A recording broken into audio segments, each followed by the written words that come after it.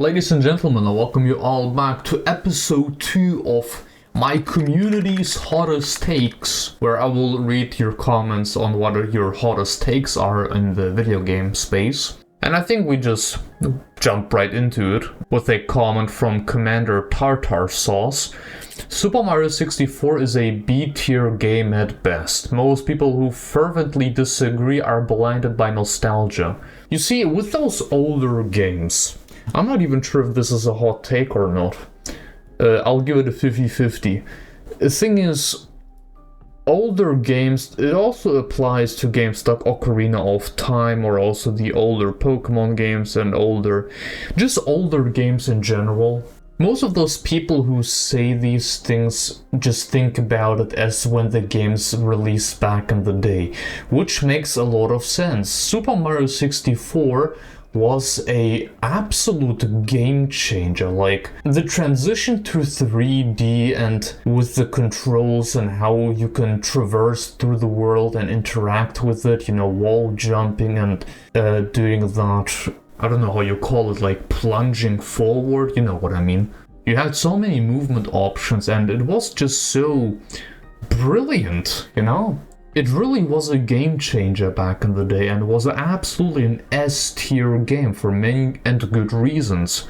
Now, of course, if you're, for example, new into the gaming space and you would go back to this game, yeah, it would feel pretty clunky, right? So I think you always have to just think about it in context to when it released and just how big of a thing it was back then. So I don't think it is necessarily just blinded by nostalgia. Like, of course, the games back then had their issues, and of course a lot of them are more noticeable in today's age. I think if people just say, well, games have just been straight up better in the past, that's wrong. But once again, I think considering when the game released, it was a pretty fantastic game. And also, B tier is not exactly a bad tier. So, yeah, I don't know. I think Super Mario 64 is quite a fantastic game for a lot of reasons. So, yes, that's my take. Thank you very much. Jewel Feather Leather says, Yokai Watch has always been better than Pokemon. Man, Yokai Watch. I remember watching the anime when I was a little kid, and I always loved it. But the IP itself just kind of vanished, no? I do remember that the games were quite popular on the handhelds, like the 3DS, and I think also the DS. But ever since then, I don't see anyone talking about it. Let's be real, every IP is in some way better than Pokemon, or at least a higher effort has been put into these games than Pokemon. I find it always hard to say that one thing is better in comparison to the other, Like, what if Pokemon games would have had some actual effort put into them? I think at the end of the day, it's just what those studios do with the IP, where, yeah, like I said, a Pokemon IP being worse than the Yokai Watch IP.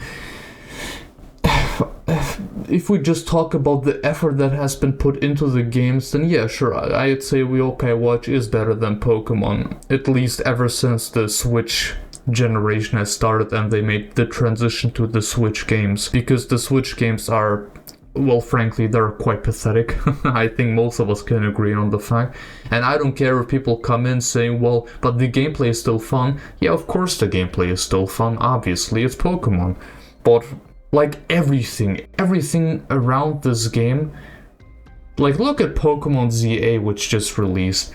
This game is just, well, just released. I'm recording this one on October 19.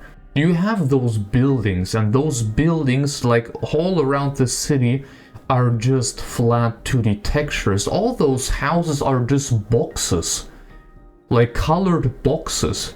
And this is also on the Switch too. Dude, even on Switch 1 we had games like, I don't know, look at something like Metroid Prime Remaster, look at something like Xenoblade Chronicles, yeah sure, 2 and 3. Look at a game like, Breath of the Wild, Tears of the Kingdom, look at a game like Dude, even Lego City Undercover had significantly more detail, and that was a Wii U game. They just don't put any effort into these games. They don't need to put any effort into these games because people buy them anyways. And then you see in the comment sections people saying that, well, you're just crying too much, like what gamers usually do. I'm having fun.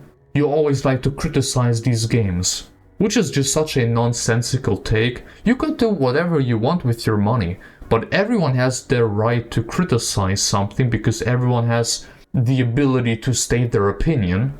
We live in a free country, and there are things where you can objectively say something like that where it is pretty obvious that it's correct, even if you like it or not. Like, yeah, the Pokemon games are cheap as hell. Well, not to buy, but visually. But anyways, I'm going into a rant here. Let's just say yes. Is it a hot take? I think it is a hot take because a lot of people would disagree, but whatever. Thank you for the comment.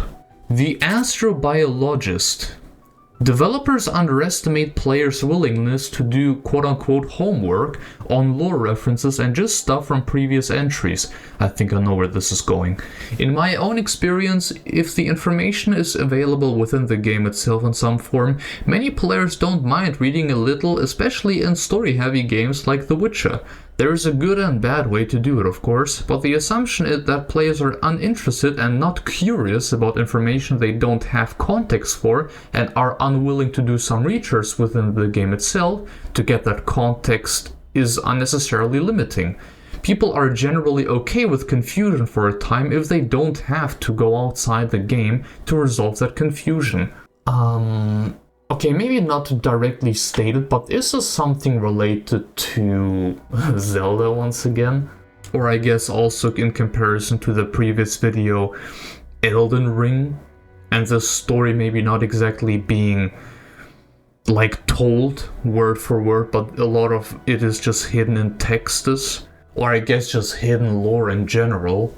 Although, coming shortly back to Zelda, where people would say, well, it doesn't matter, who cares about lore, and also the fact that Tears of the Kingdom isn't following the rules of previous games, or like rules, in-universe rules that the previous games have established. But I think, you know, imagine if you read a book, right?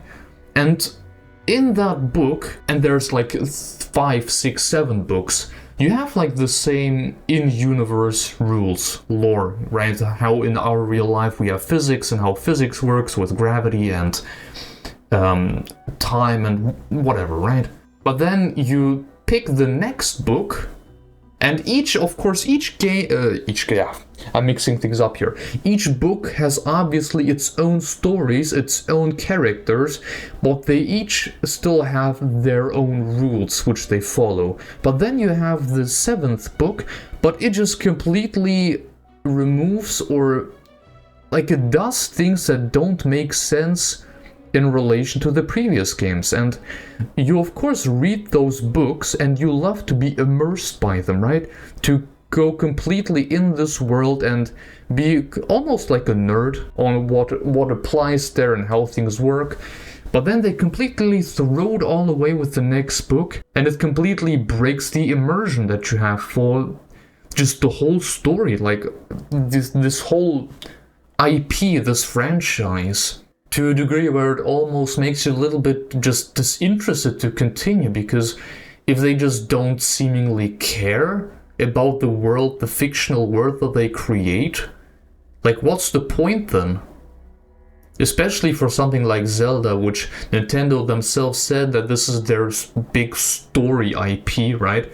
Their big action adventure. It's just kind of disheartening. I don't know. It feels weird just with the direction, which I think also reflects in the statement here. There are a lot of people, myself included, that love to do the digging, that love to see some of the environmental storytelling, finding a note that is hidden where you see like, hey, I don't know, 1,500 years ago there was an ancient civilization that actually was experimenting on something, but that experiment failed, and the whole world that you see is actually based on the ancient civilization. And then you, I don't know, go to the other side of the open world, and then you find even something from 3,000 years ago that it was actually a cycle, you know? That there was an ancient humans that kind of just... You know what I'm getting at, right? I love that. It creates a world. It is world building. A lot of people, once again, myself included, love that kind of stuff. And I don't think it takes a lot of work to get it right. Which is the reason why what Zelda Tears of the Kingdom did is even more infuriating. But saying that developers underestimate players, I guess it depends on the developers, but generally speaking, I'd say, yeah, there are definitely quite a few that underestimate that, because some of them might not even be players themselves, you know? So I guess it is a slightly colder take, because I do think that besides the people that don't care in the first place, that is true, definitely. I think a lot of people would agree with that statement. Thank you very much for that comment. Now, on to Lana's comment. Just because a game gets patches or updates, it doesn't mean it deserves them when being reviewed or recommended. And it really shouldn't excuse all the bugs and glitches that were in the game when launched, even if they did get fixed in a later update. I bet a lot of people, included myself, really don't plan to play games like Cyberpunk 2077, Sonic Colors Ultimate, or Pokemon Scarlet and Violet because they were launched in such a bad state. You can slap a band-aid over a flesh wound all you want, there's still gonna be a scar after it heals. I think this is also not exactly a hot take. This is a colder take, because that's just how it is. A lot of these games are rushed games, and developers kinda hope that, yeah, let's just ship it and we'll just fix it later down the line, which is definitely a wrong thing to do. I find it annoying if I buy a game, put it inside the console, but then have to do a massive, big day one patch. I think Nintendo is unironically the only ones where you can still have the plug and play experience, where you can just put the game in and it is pretty stable. You may have like a smaller patch, which is just like 10-20 megabytes big, but that's about it, just fixing some bugs. But it is something that is getting more and more annoying in today's age. More and more developers just ship the game, and it's not even the complete game. You have to do an update first before you can really play the game, and there aren't some game-breaking bugs. It is definitely something that should be fixed in the future, but I don't think this will necessarily happen. Not playing it after all the patches is...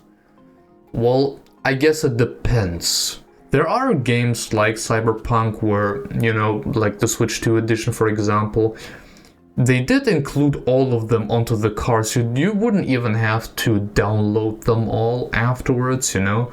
I understand if you don't want to support the studio, I guess, if after how the original release was, but I also don't blame people who are saying, well, it seems to be all patched up now, and I don't have to download anything for it to be running well, so I might as well pick it up now. I would understand both sides of the discussion here, but I see definitely where you're coming from, so yes, thank you very much.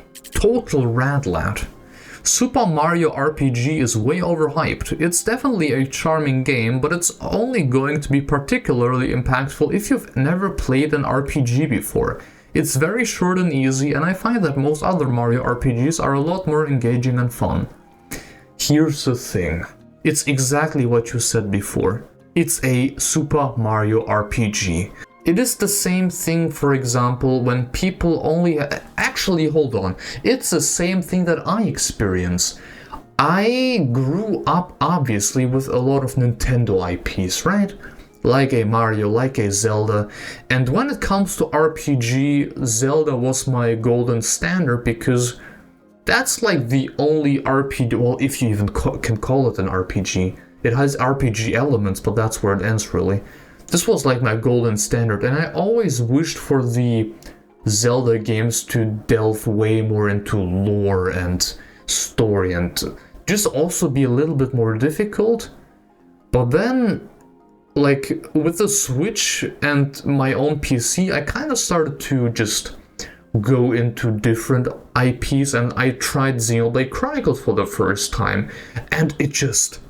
Man, one of the greatest stories I have ever experienced, and I thought, hold on, this game has existed ever since 2010 on the Wii? How did I miss that? You would think that with Zelda that is just so much more beloved and so much more successful that it would be the best, like the best of the best, right? But that's also when I learned that popularity definitely doesn't reflect the greatness of the games, which is, hey, something you also see with Pokemon now, more and more clearly. So people overhyping games is definitely... Like, even myself, I overhype Xenoblade, I think, a bit. Obviously, it has a lot of flaws. And I always try to keep that in mind when I discuss things about this game. And at the same time, I try to stay open-minded when people make other examples for games where I say, yeah, okay, I can definitely see that. This is something where Xenoblade can improve upon. But there are a lot of people who say this is the greatest thing ever and nobody can convince me otherwise, I don't care what you're saying. Which is definitely an ignorant way to look at video games. Gotta say, I also found it a bit annoying to what extent people would talk about Genos being in Smash. Like, who? Isn't he just like a side character in Super Mario RPG, which has like barely sold 1 million on the SNES? 99% of Smash players won't even know who he is. Granted, the same thing could have been said about someone like Terry Bogard, but he's like the Ryu of Street Fighter, you know, for his own games, so... And he's a fighting game character too, so it makes a lot of sense to include him, even if people know him or not.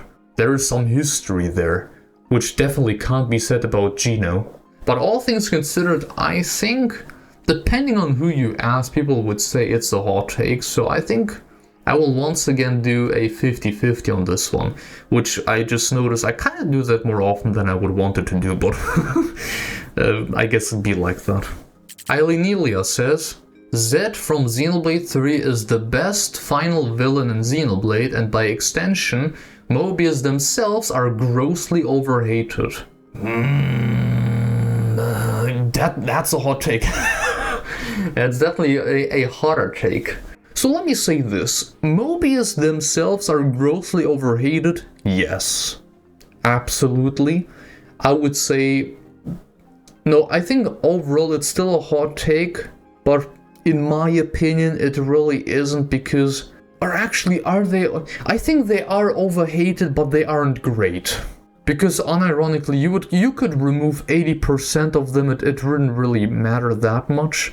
I wish that quite a few of them would have been more fleshed out. That would have been really nice.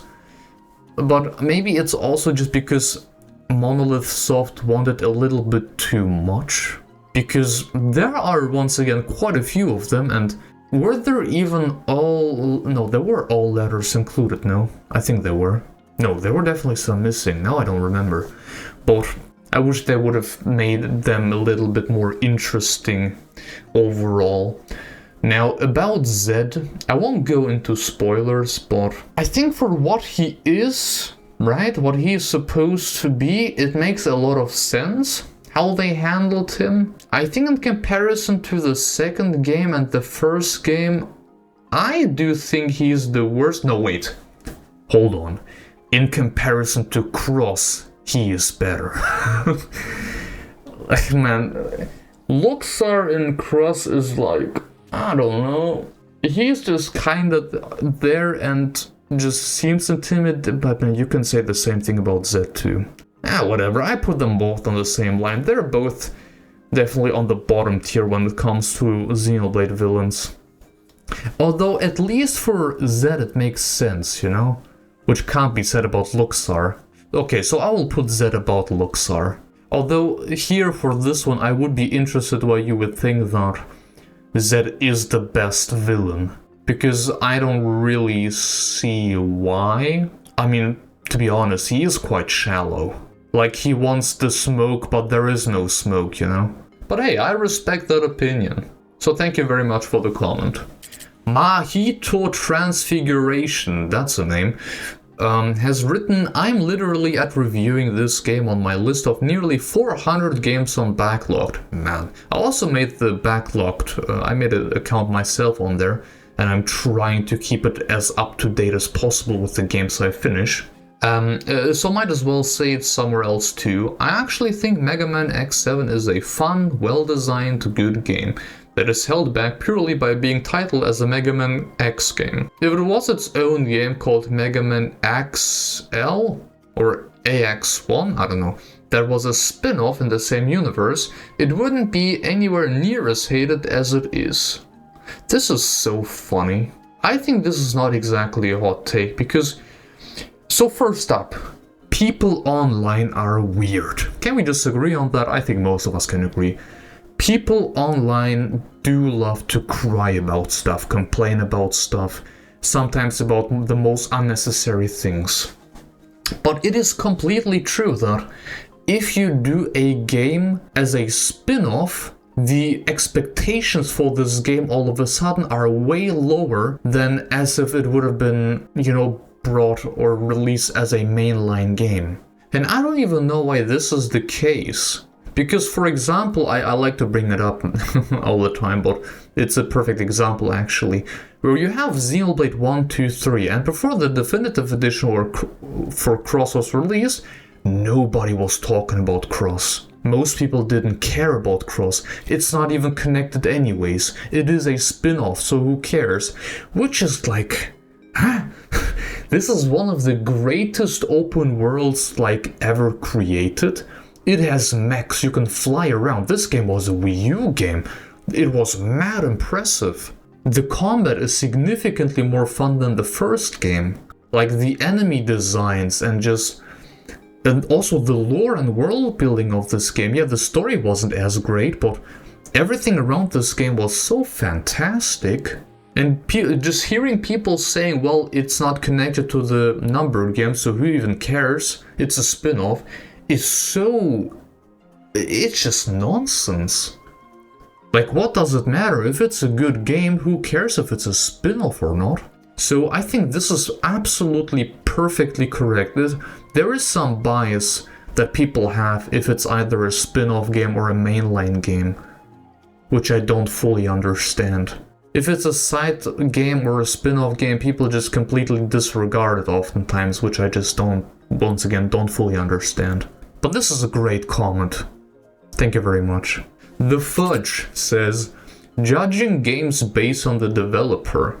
I hate it when games get a bad reputation just because the CEO is a piece of trash, or the managers are inhuman idiots. 100 of people like animators, programmers, designers, etc. work years on games, but everyone craps on their work because one of the managers is racist perhaps. Is this related to something? I don't know. And the same for the other side. When games get praised just because it is from that one developer, even when the competition is much better. For example, FromSoft is so stagnant and others are in key areas much better, but they are just rip-offs and not the real ones. Yeah.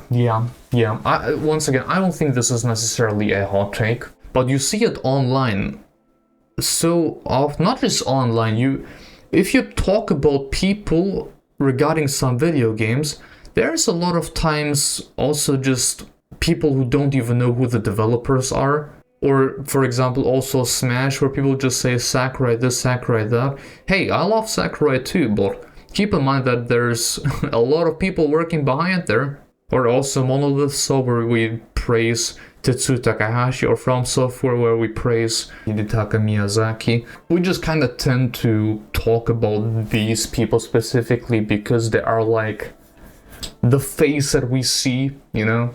It's also something as simple as Nintendo, where you see online people trash Nintendo and, you know, how all of them are, or Nintendo is so greedy, Nintendo this, Nintendo that, but Nintendo isn't just one single person.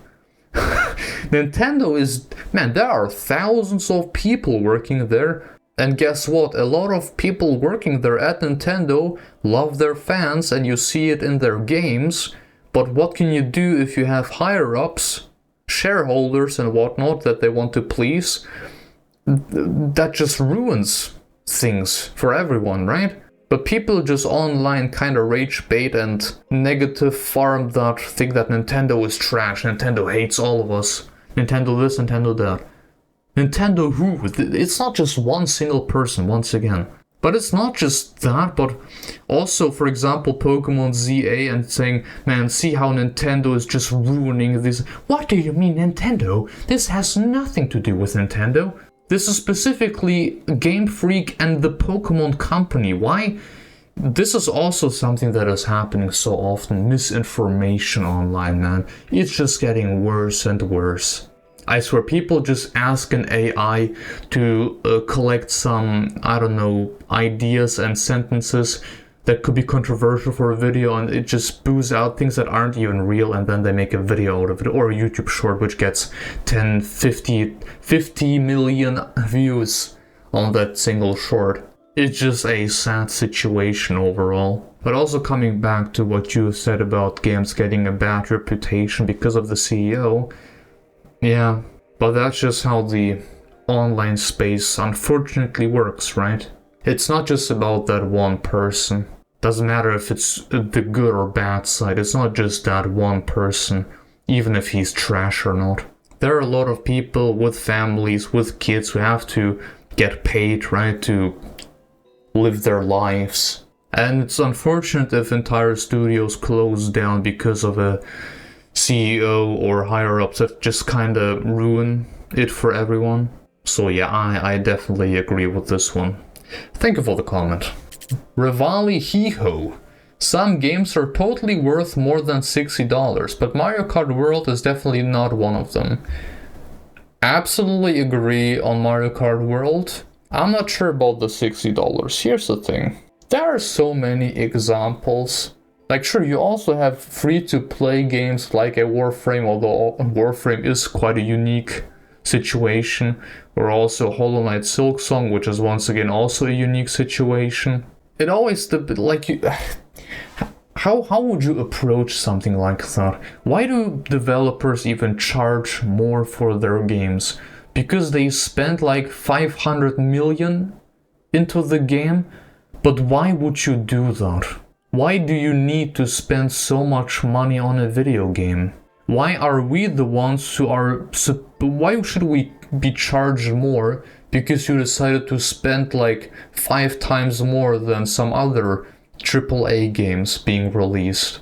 You have so many examples, like also, hey, Clair Obscur, which released for 50. I'm way more willing to buy something like Clair Obscur Day 1 than, for example, Tears of the Kingdom, which released for €70. I'd rather wait a little bit, when it drops a little bit in price.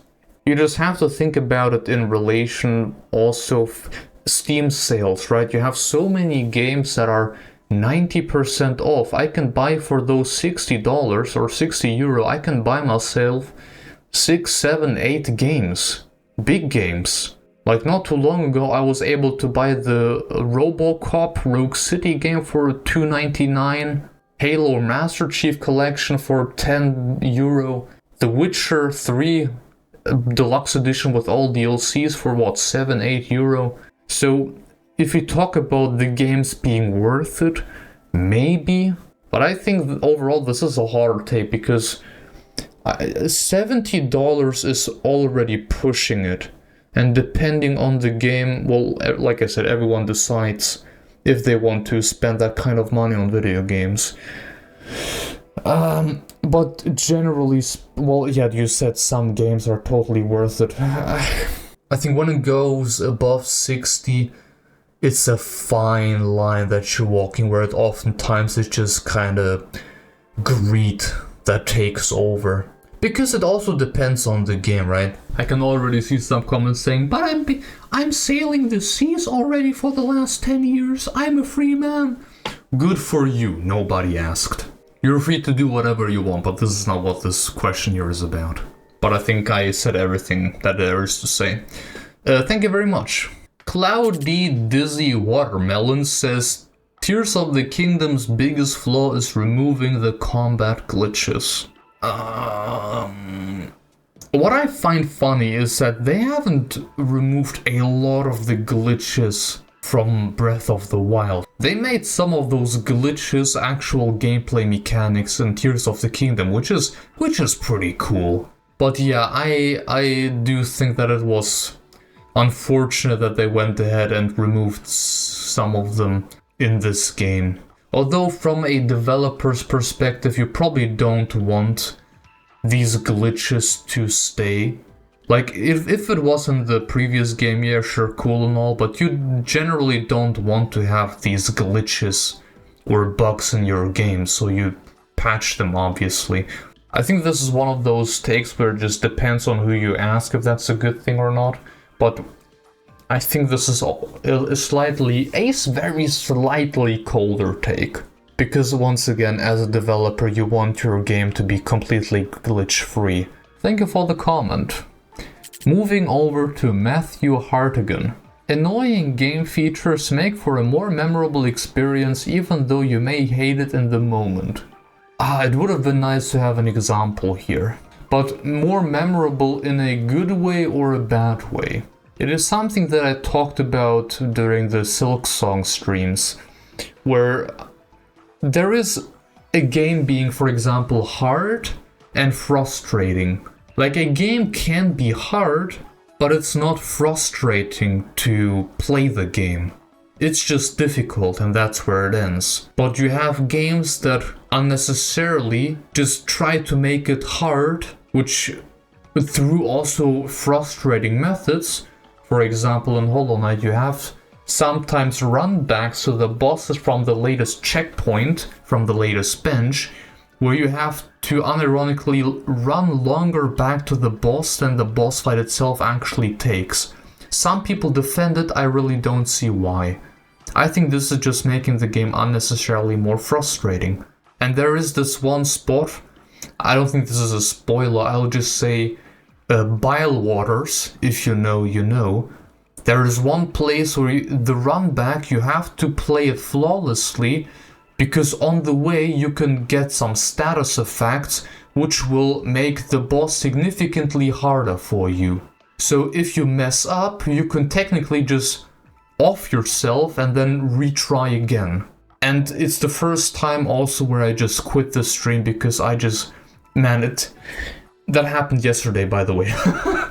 But of course I will try next week. But it's just so, why? Why would you do that? This isn't really part of the boss fight itself. Then make it in a separate room for that. But anyways, I guess it depends. Annoying game features are, for the most part, just that, annoying game features. I guess also bringing it back in relation to Xenoblade, in this case too, and the field skills, which is an annoying feature. Everyone remembers them, but nobody liked them. And we still hate them, so I wouldn't even have any examples in mind right now. Thank you very much for the comment. Kaiser Wright says they should make another sequel to Breath of the Wild, just not on the same map. No. Let's just say this is a very, very hard take, because no, please, I'm begging you. Leave the Breath of the Wild and this whole era finally behind. I want to move on. It's been so many years now since we had something completely fresh, also from a visual perspective. I want to see something new, something also, please, maybe something outside of Hyrule. That would be really cool. Thank you. But thank you for your comment. Of course, as I said it before, I respect everyone's opinion. I'm just giving my 2 cents to them. And I just say how I feel about them. But moving on to... Wait, Cloud Dizzy Watermelon again? Right, sure. The original Ace Attorney trilogy is easily top 5 games... O-A-T? Oatmeal?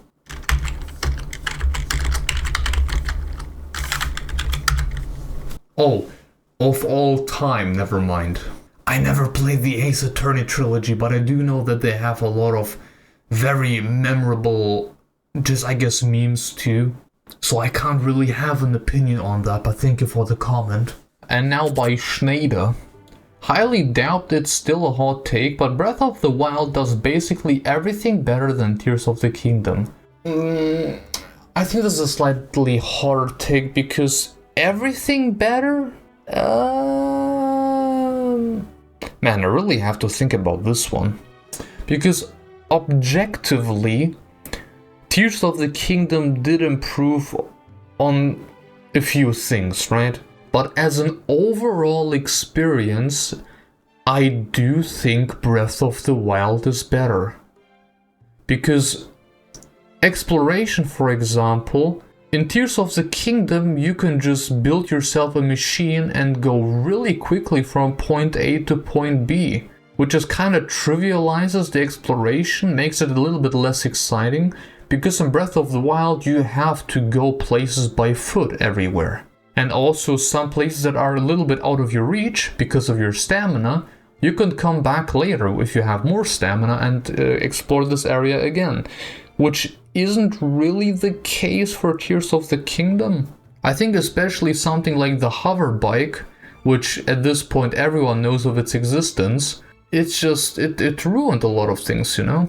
So I wouldn't say that everything better is correct, but it did a lot of things better, or makes, even nowadays, would be a better experience in comparison to Tears of the Kingdom.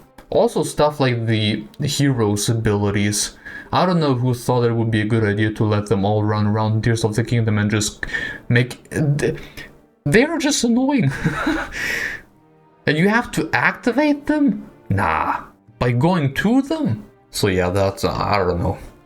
Yeah, but I don't think it's everything that it did better. But thank you very much for the comment. Furmat. Mini-maps are annoying for the most part because of how useful they are. You end up looking more at it than the actual field.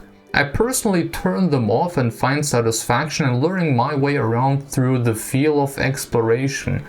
This is a nice comment. This is a hot take. I like this comment. Ooh, man. So, I think it changes from game to game. Something that I found really cool is what Alien Isolation did, where, of course, if you open the menu, you have a general map, which you have to find first. But you don't really have a mini-map, you only have your tracker, which says if enemies are around in your area, but it has like a little indicator where you have to go to continue your main mission. But that's about it. You can go explore anywhere you want. You don't have a mini-map that you have constantly on display. You can just freely go around and, well, yeah, explore and look at every place where you haven't been yet. I definitely see the benefits of it, but it once again depends on the game. I think for open world games, having a mini-map just for having a sense or a clue where you are on the map is quite useful. I think for open world games it makes a lot of sense, and I do prefer to have at least a little mini-map somewhere. But for every other game, like a Metroid Prime, like a Alien Isolation, you don't really need a minimap, and I would also say, yeah, I prefer to play them without a minimap. Especially if you really need to look at the map, you have the option to open up the menu and there is the map. And if it's not too much annoying, I don't see the downside to it. So yeah, that was cool. Thank you very much. Super MSL says, switch to... Whoa, there's even 3 hot takes. So let me go over this one. The Warhawk and Sonic Unleashed is peak and I'm tired of pretending it's not. I 100% agree. I don't care if it's a hot take, I 100% agree. From what I remember, the game was pretty edgy overall, but I loved it for it, so Sonic Unleashed is fantastic. Switch 2 is a fantastic console and people are just mean.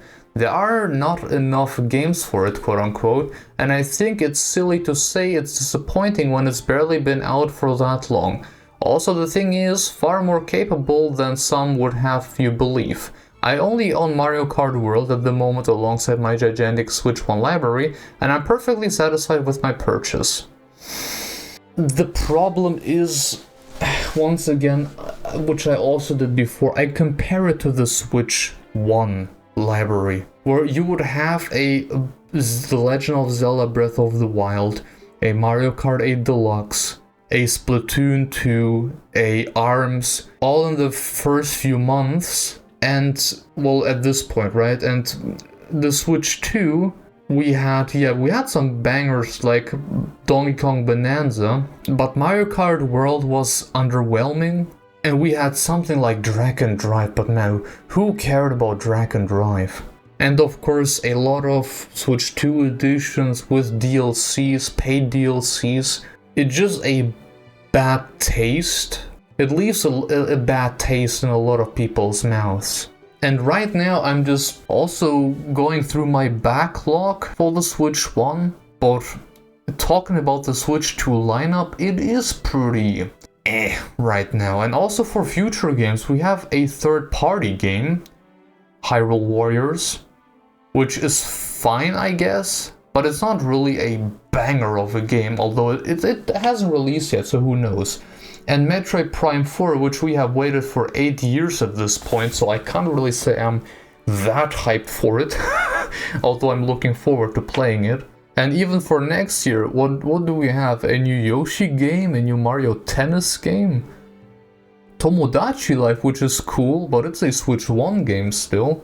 I think the only big next game that I'm really looking forward to is Fire Emblem Futures Weave, but this will come out probably at the end of next year. So overall, I do think that the Switch 2's launch year is pretty underwhelming, because we had significantly better and more hype games in the first year of the Switch 1. And hey, the Switch 2 is a great console. People that are saying it's just a PlayStation 3 Pro, you don't have, or just saying it's just a PlayStation 4. It really isn't, even in handheld mode. The Nvidia hardware with DLSS included and also the ray tracing capabilities and it having SSD speeds puts it a noticeable amount above the PlayStation 4. And honestly, some games like Final Fantasy VII Remake Integrate, or also Star Wars Outlaws, like frame rate aside, they do look really comparable even to PlayStation 5, Xbox Series X. It is a serious jump for Nintendo. People that downplay it aren't even Nintendo fans in the first place, or were never interested in the Switch 2 in the first place. The Switch 2 does already in its first year some impressive stuff. Now imagine if they have 2, 3, 4 years where they're a little bit more familiar with the hardware. We will see some very impressive stuff.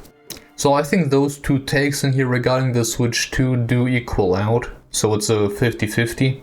Now there's also another one saying Mario Sunshine is bashed way too often lately and the difficulty of the game is way overblown. It's not an easy game, but people act like it's the hardest game ever made and it's really not. Also, Poison River is not that hard. I also think that Galaxy 2 is the hardest 3D Mario personally. And there's so much to go over. We did talk about Mario Sunshine in the previous video. I do agree that it's bashed way too often. I think what people mean with difficulty, or the game being difficult, just comes down to it being a little bit more janky than other Mario games, which makes it a little bit more frustrating or difficult to play.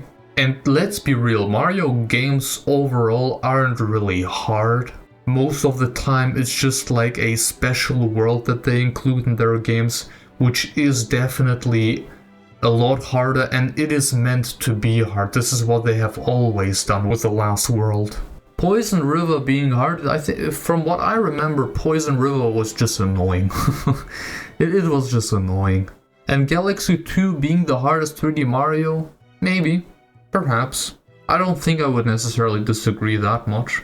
I think this is a lukewarm take. but I appreciate the comment. Thank you very much. Mr. J. Dole says Mario Kart World was half-baked at launch and should have been delayed. Don't get me started on the price. Colder take. But it's weird because Mario Kart World half-baked, if you think that the last Mario Kart, which was 8 on the Wii U, like it's not that they did so much for Deluxe. It does feel to say that it's half-baked considering how much time they actually had. It's just a bit confusing. Now the price is nonsense, absolutely. I would have never paid this kind of money for it. But it's just a weird situation with World. It's just full of missed opportunities. Man, I've been recording for over an hour again. Thank you very much for the comment. So MK SNES fan says, in spite of the thing that I run into a certain set of people online complaining about excessive tutorials, training quote-unquote sections, and sometimes even modern tracking features in some JRPGs, but honestly I actually like having more ways to understand and experience the most I can out of a title without having to look away from my game and pull up some guide or applicable Reddit posts. Keeps me more immersed overall and less likely to accidentally spoil some sections of a game. That just sounds like those people usually don't play JRPGs in this case. Because most JRPGs are definitely way more complex than your every other game, you know? I don't see why this would be a bad thing to have, at least at the beginning, a more hand-holdy experience. I guess there are some better examples and some worse examples. I guess it also depends on how a game is doing that. But something that I found really cool, which once again is something that Xenoblade did, the tutorials in 2 are absolute garbage. But in 3 they are so significantly better that you also have, which is also funny how it is lore accurate, that you have inside your iris like a simulation where you can train against certain enemies and just find out how the game works, you know? So I think having those sections is always pretty cool. I think this is, but once again in my eyes, a slightly colder take because it should be a must in most games. Having a place where you can train, where you can learn, where you can experiment also. May that be with abilities and combinations and other things. I think this is a must for these kinds of games. But hey, there are a lot of weird people online, right? But thank you very much for this comment. Jojo Harder. Even though it just came out this year, I think we need to talk about Clair Obscur Expedition 33's main theme Alicia being in the discussion with the best title screen song in gaming. Right up there with Kingdom Hearts, Xenoblade Chronicles, Halo, Uncharted, etc. Where's the hot take? That's just a fact. If you disagree, you just have a bad taste. But that's nothing to worry about. We all have bad taste somewhere. That's just called an opinion. But yeah, I don't see where the hot take here is. I never played Kingdom Hearts, I never played Halo, I never played Uncharted. I own the Halo Master Chief Collection, and I want to experience them someday through the streams for the first time. Same thing with Kingdom Hearts. Uncharted is something I may or may not experience in my free time someday. I watched the movie, which I think was based on the first game, so I'm definitely interested to check it out eventually. But yeah, I don't think it's a bad take. The song is definitely chef's kiss. Thank you for the comment though.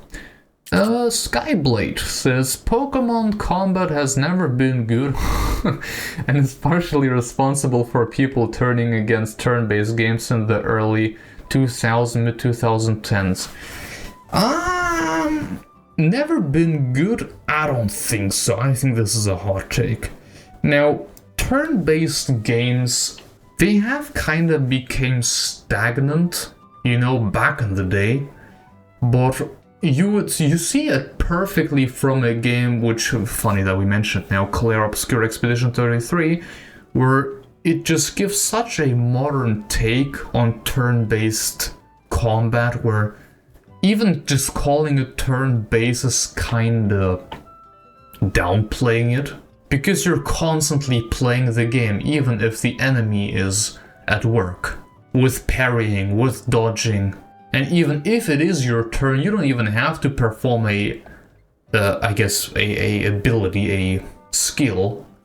You can just use up some of that time to shoot them, you know, during the decision making. I gotta give Pokemon a little bit of credit though with the Arceus and ZA games, that they try to innovate, right, with the combat.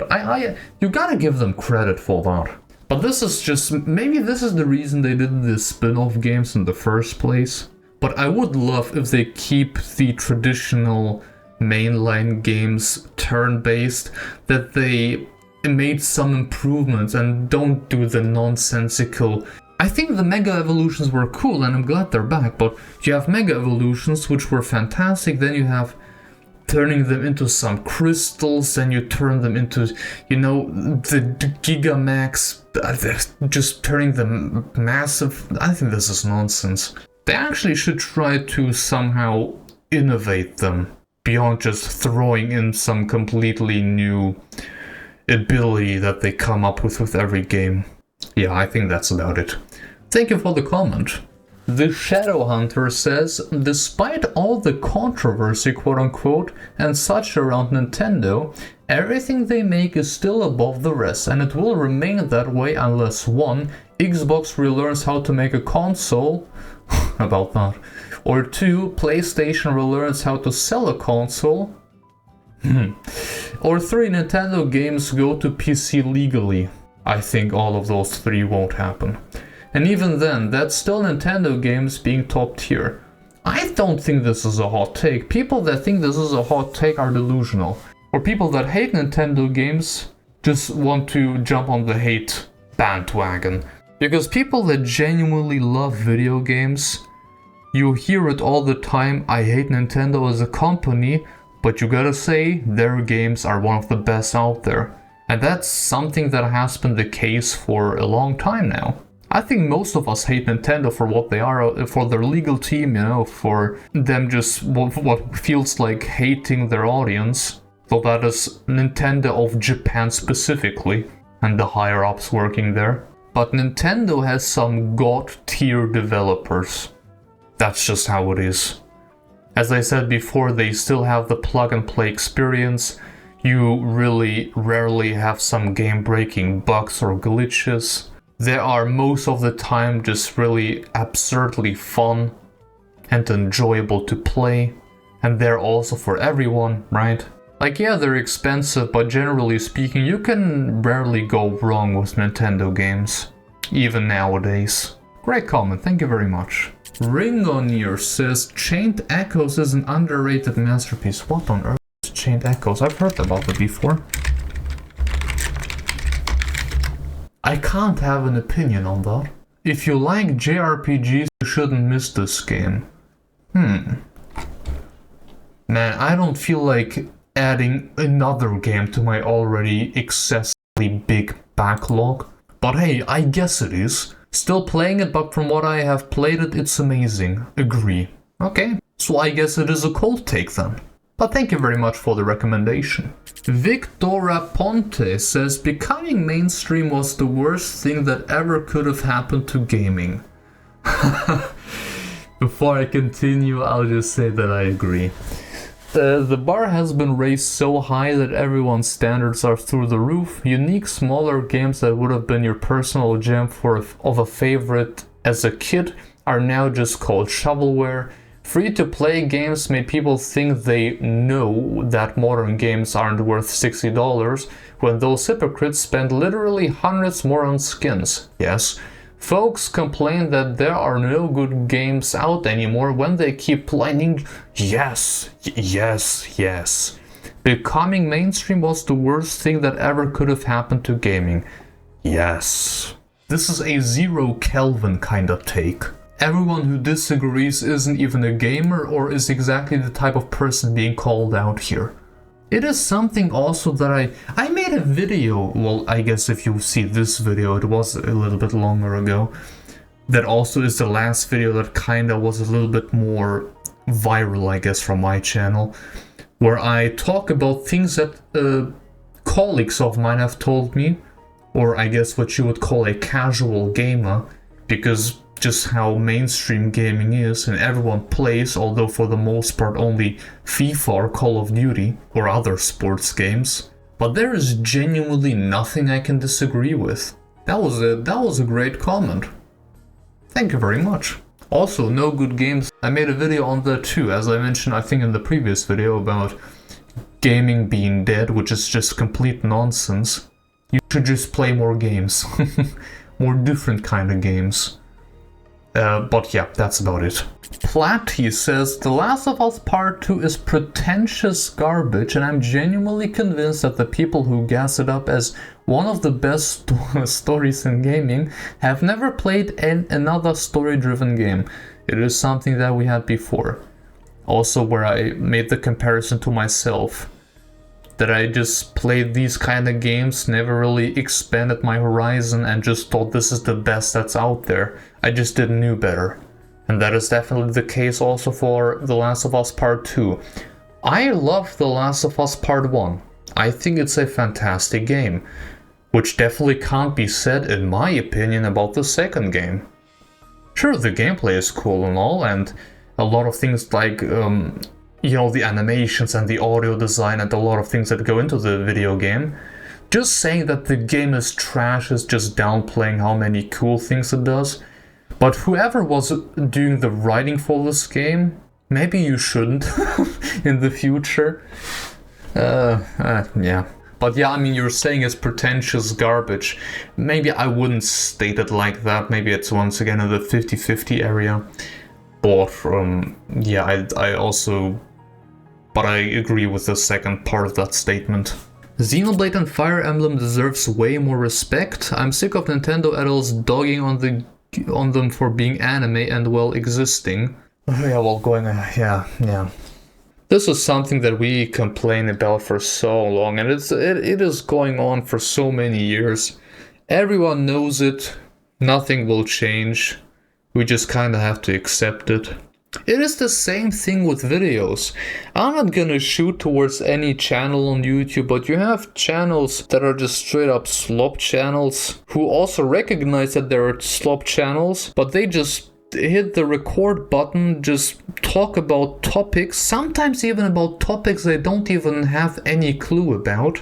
Like, I'm gonna mention one thing, one video. There's Arlo, right? I like Arlo, don't get me wrong, I like Arlo. I like his videos, I like to hear about his takes. But his topic channel, right? He made also videos on Xenoblade and Monolith Soft and talking about the future of the series. This dude has never played... He mentioned, I think he played the first game and the third game for like the first hour. And he talks about the games and the future and Monolith Soft. Although he has... the knowledge is based on nothing really. Just something that he maybe has read here and there, which is something that I see not just on his side channel, but also many other channels, which I think, well, if you don't really know what you're talking about, you might as well not do a video on it. There's also, of course, the obvious candidates like Charlie or here Penguinzo, you know. But of course, once again, I have nothing personal against them. But you can have absolutely no clue on something, just do one of those, well, it is slop content, you know, just talking about something. And the videos do so well, they have hundreds of thousands of views, but you can have a video that is so impressive, so much editing, like for example Shifted Pyro. Shout out to Shifted Pyro. His videos are ridiculously well done. But dude, I was more or less part of one of the Torna video where he was talking about Torna. How many views has it got? There, 5,200 7 months ago. This is sad. If you, although that counts for all of his videos, but I think this is just in relation to Xenoblade videos just being kind of dead. Nobody cares about Xenoblade videos nowadays. go. I find it so disappointing also how the collaboration video did that I did for Xenoblade 4. I think it underperformed like crazy. Kinda broke my motivation to make more Xenoblade videos. But yeah, then you have something like Pokemon ZA, which already outsold Xenoblade. Like the whole series in like a month or two.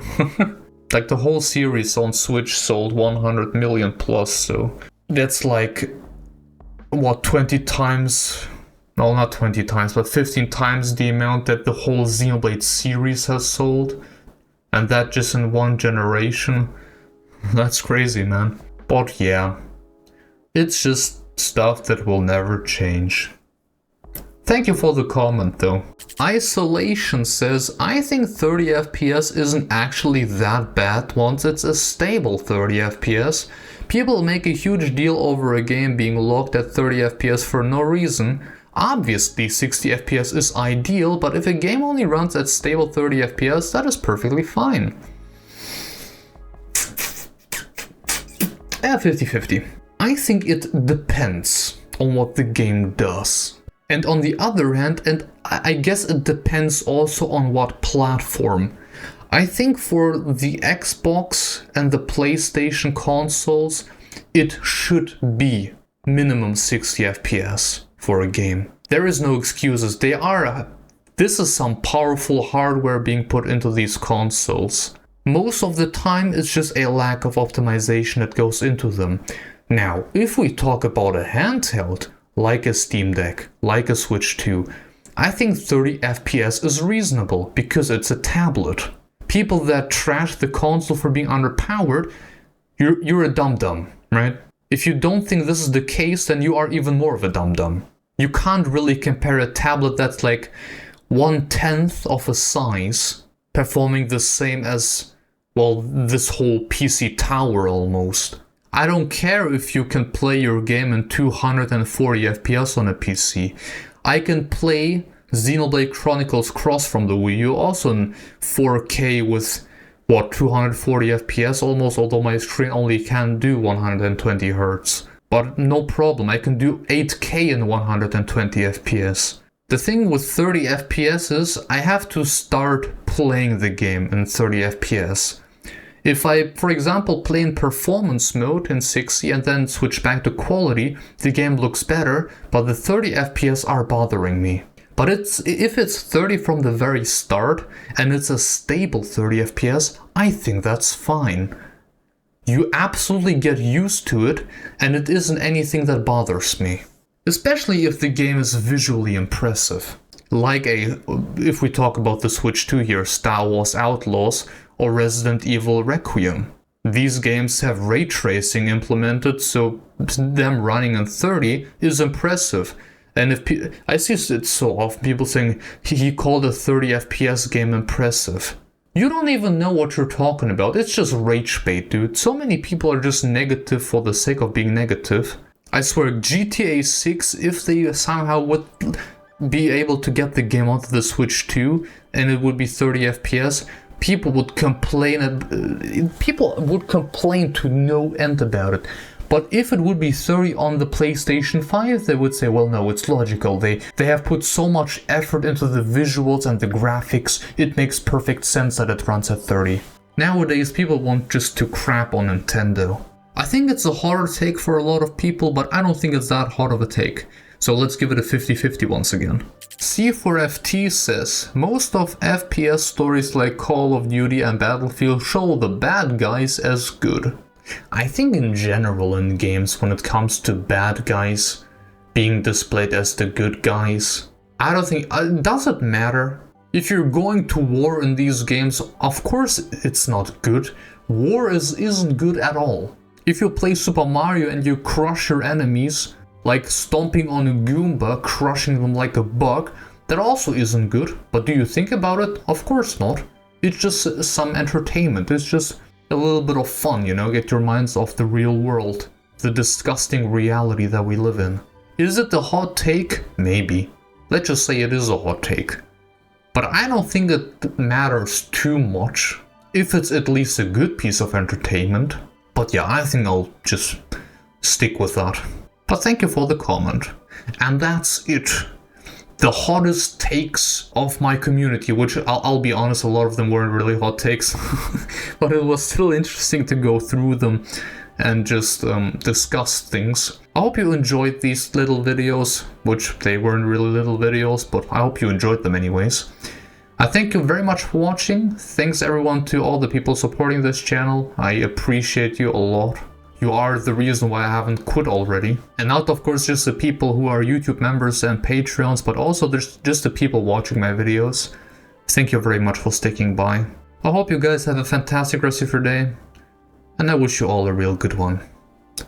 Goodbye folks, see you guys in the next video.